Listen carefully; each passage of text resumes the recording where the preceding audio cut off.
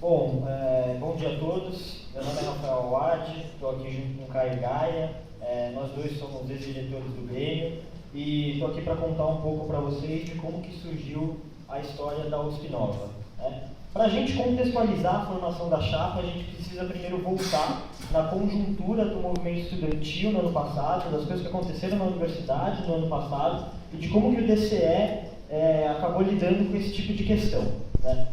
Houve uma série de questões que foram aprovadas, principalmente com relação ao Conselho de Graduação da USP, que vieram no sentido de prejudicar a graduação e a permanência estudantil do estudante, e que tem um efeito muito grande na graduação da Poli, que são as pautas como o RER, que vem para diminuir o número de recuperações que você pode efetivamente fazer, a diminuição do tempo máximo de graduação, a criação da janela móvel, e sobre todos esses assuntos não houve uma mobilização do DCE, por mais que a gente avisasse, por mais que a gente fizesse um contraponto a eles na hora dos conselhos dos centros acadêmicos. Eu lembro que eu, particularmente, em nome do Grêmio, falei com relação a isso, alertei que não estava sendo feito nada a respeito, e de fato nada foi feito a respeito desses temas. Isso acabou gerando uma indignação muito grande na gente, nós, ex-diretores do Grêmio, ex-diretores de outros centros acadêmicos da Poli, e outras pessoas, outros centros acadêmicos da USP também, que acabaram se juntando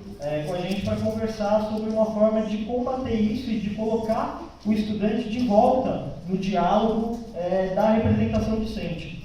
Ao longo das nossas conversas, a gente passou a ter uma parcela muito grande de apoio do interior, não só por causa dos programas de representação discente, mas também por causa do autoritarismo com o qual o DCE trata as pautas locais no interior.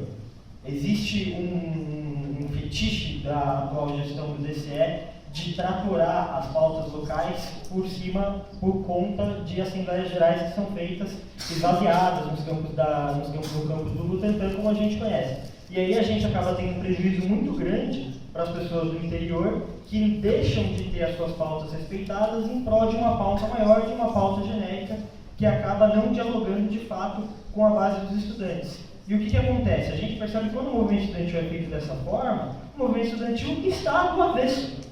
Então a gente precisa pensar em forma de fazer que o movimento estudantil volte a ser de fato representativo do seu estudante. E é por isso que a gente formou essa chapa, nesse sentido. A chapa é muito plural, ela tem uma composição de membros que vão desde pessoas que têm uma ideologia mais ligada à esquerda, até pessoas que têm ideologia mais ligada à direita, mas que têm um objetivo comum. Eles enxergam, e todos nós enxergamos, que o DCE ele deve representar o seu estudante. Ele deve representar o seu estudante. E para isso a gente desenvolveu uma metodologia, desenvolveu uma série de propostas de como que a gente pode representar esse estudante. A princípio, do modelo de organização da chapa, do modelo de organização do DCE, das formas como a gente vai fazer o DCE dialogar com as pautas locais, de trazer o movimento estudantil para ser mais próximo das pautas locais. É por isso que a gente tem um projeto de descentralizar o DCE, tratar ele individualmente, dando agilidade para as respostas das necessidades e das demandas de cada campi, seja ele na capital, seja ele localizado no interior. A gente tem que parar de querer olhar as coisas por uma forma global e saber reconhecer que tem campo onde o problema de segurança é grande, eles precisam da presença da polícia, tem campo que não precisa, e a gente precisa respeitar isso, e a gente precisa trabalhar com isso. É isso que o movimento estudantil tem que fazer. E o principal, que é o foco da nossa chapa, é a questão da representação docente. É um absurdo quando a gente faz um levantamento da frequência dos RDs dos últimos 2 anos do POG, eles não estarem presentes em 10% das reuniões. Em 10% das reuniões. E ainda ter que ouvir justificativa de que, mas a representação discente compõe só 10% do conselho. A representação discente não faz nada. Então, a questão é a seguinte, não 10%, a questão é a seguinte. Eles faltaram 90% das vezes. Sim, estiveram presentes 10%, enfim. Mas o ponto é que quando você é eleito para o DCE, quando você é um representante dos alunos, quando você representa, a sua política não pode ser uma política de inimigos. Você pode ter adversários, mas não é uma política de inimigos.